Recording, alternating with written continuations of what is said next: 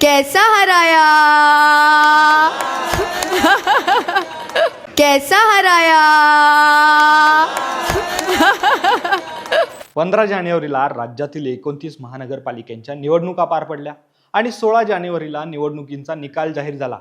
पण ठाणे महानगरपालिकेच्या निवडणुकीत मुंब्रा परिसरातून निवडून आलेल्या एमआयएमच्या नगरसेवक शहर शेख यांची चर्चा झाली।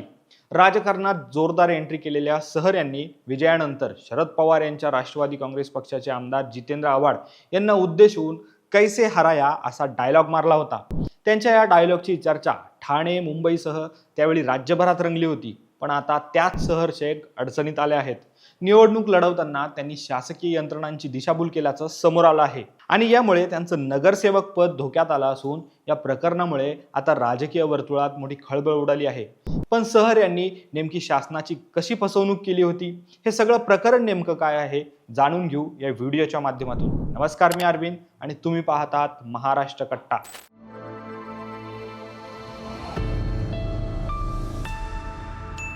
ठाणे महानगरपालिकेच्या निवडणुकीत मुंब्र्यातील प्रभाग क्रमांक 30 मधून एमआयएमच्या उमेदवार शहर शेख यांनी विजय मिळवला आणि विजयी सभेत शहर यांनी भाषण करताना कैसे हराया असा डायलॉग मारत स्थानिक आमदार जितेंद्र आव्हाड यांना डिवचलं। इतकंच नाही तर पुढच्या 5 वर्षांनी संपूर्ण मुंब्रा हिरव्या रंगाने व्यापून टाकायचा आहे। या लोकांना इथून पळून जावं लागलं पाहिजे। सगळे एमआयएमचे उमेदवार निवडून येतील, ही मजलची ताकद आहे, ही ताकद आपल्याला अल्लाने दिली आहे, अशी टीका शहर शेख यांनी केली होती। त्यामुळे शहर शेख हे नाव राज्यभरात चर्चेत आलं होतं। पण या सगळ्या वादामागचं कारण होतं शहर शेख हिचे वडील युनुस शेख आणि आमदार जितेंद्र आव्हाड यांच्यातील जुना वाद।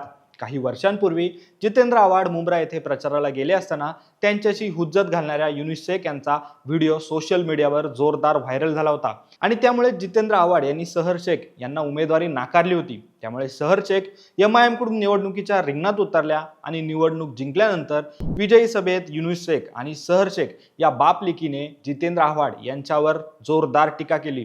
यामुळे राजकीय वर्तुळातही वादळ आलं होतं। शहर शेख यांच्या विधानावरून मोठा गदारोळ झाला।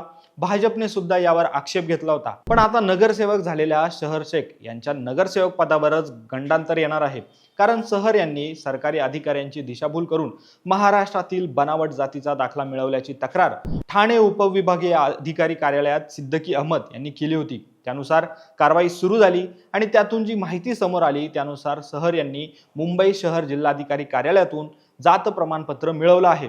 पण मूळचे उत्तर प्रदेशातील गाझियाबादचे रहिवासी असलेले युनुस इक्बाल शेख हे महाराष्ट्रात स्थलांतरित झाल्यानंतर इतर मागास प्रवर्गासाठीचा नमुना 8 वापरून अधिकाऱ्यांची दिशाभूल करून त्यांनी महाराष्ट्रातील बनावट जातीचा दाखला मिळवला।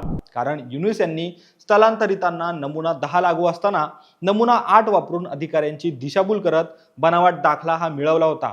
त्यामुळे ठाणे तहसीलदारांनी प्राप्त तक्रारीनुसार 18 मार्चला सुनावणी घेतली, पण आजाराचे कारण देत युनुस या गैरहजर राहिले। पण सुनावणीला उपस्थित असलेल्या त्यांच्या वकिलांनी जात दाखल्याची कलर प्रिंट आणि इतर काही कागदपत्र सादर केली।